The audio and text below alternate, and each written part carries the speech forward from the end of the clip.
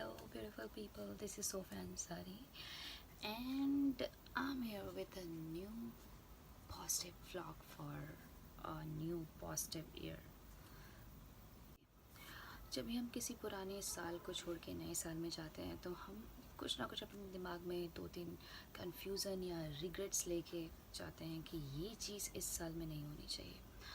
तो जब भी 31st ईव आती है किसी साल की और कहीं पे भी हम होते हैं, अपने पेरेंट्स के साथ बाहर होते हैं या फ्रेंड्स के साथ बाहर किसी पार्टी के लिए जा रहे होते हैं या आउट ऑफ टाउन होते हैं, आउट ऑफ कंट्री होते हैं विद आवर फेवरेट प्लेसेस और favourite food etcetera etcetera etcetera, सबके बहुत सारे प्लान्स होते हैं। तो कहीं ना कहीं हमारे दिमाग में एक एक दो ऐसे रिग्रेट्स होते हैं जो वो 31st कि ईव लास्ट मोमेंट्स या लास्ट मिनट्स में ऐसे दिमाग में रहता ही हमारे कि ये चीज़ नहीं होनी चाहिए थी, कुछ भी हो बट ये सब चीज़ें नहीं होनी चाहिए थी। तो regrets are actually a lesson for you, somewhere you learn from that. You have a lot of regrets in that last year, so you have a lot of lessons to learn. Okay, so कुछ regrets ऐसे होते हैं कि starting में, इस साल के starting में जो लोग मुझे मिले थे और मैंने ऐसा सोचा था कि वो इट डज़न्ट मैटर, वो आपके भाई जैसे हो या बहन जैसे हो या फिर आपके फ्रेंड्स हो या एनी वन आप ऐसा इमेजिन करते हैं या एक ऐसा एक थॉट लेके चलते हैं किसी भी इंसान को लेके कि यार ये बंदी या ये बंदा मेरी लाइफ में हमेशा रहेगा या हमेशा रहेगी।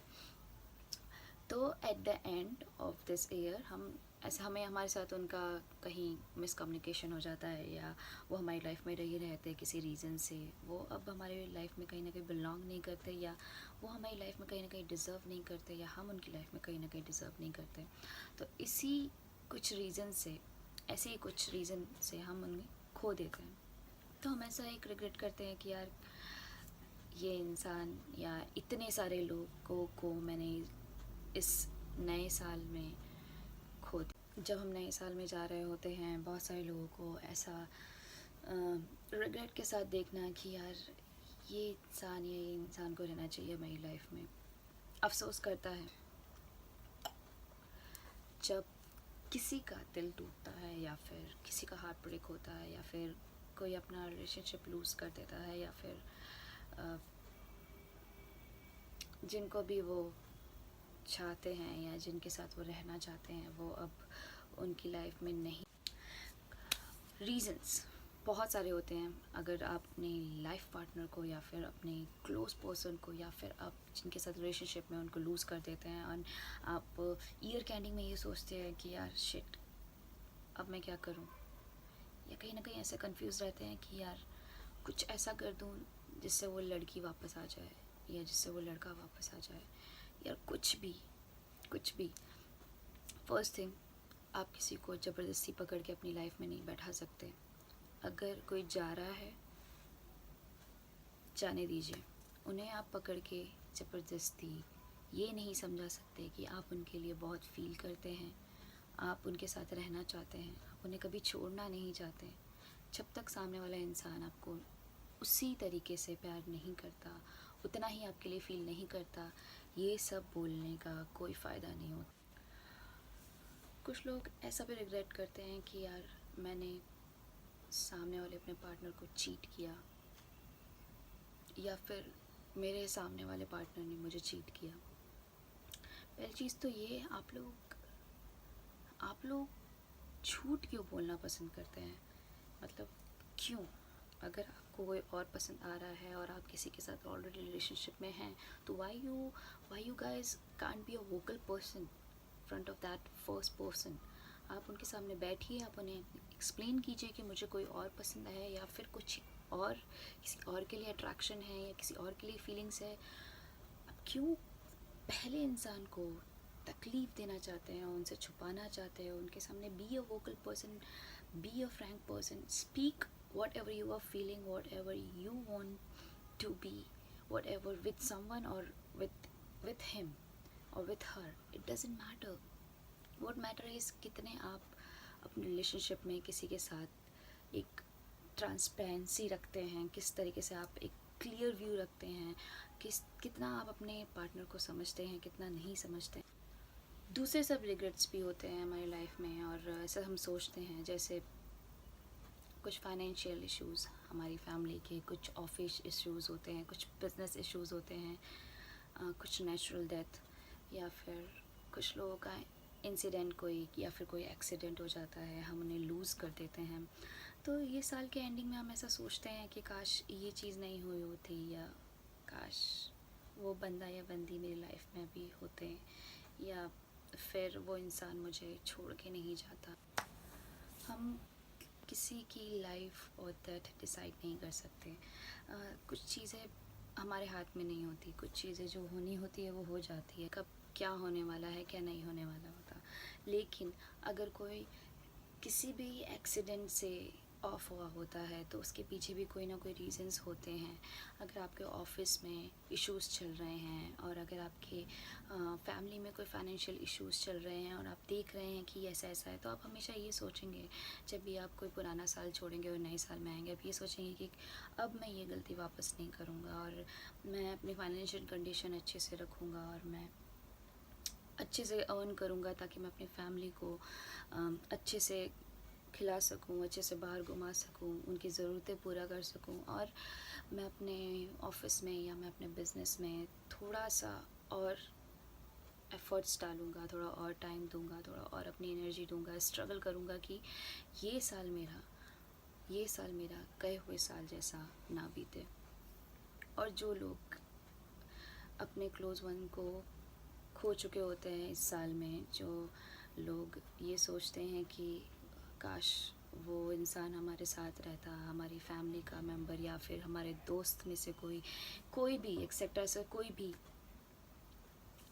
हम उन्हें वापस तो नहीं ला सकते, लेकिन हाँ, अगर वो किसी एक्सीडेंट या फिर कोई इंसिडेंट से ऑफ हुए होते हैं तो हम ये सोचते हैं कि वो इंसिडेंट और एक्सीडेंट वापस से ना दोहराया जाए, और हम सबको एक एक सलाह देते हैं कि ऐसा भी हो सकता है, तो इससे आप सीखिए।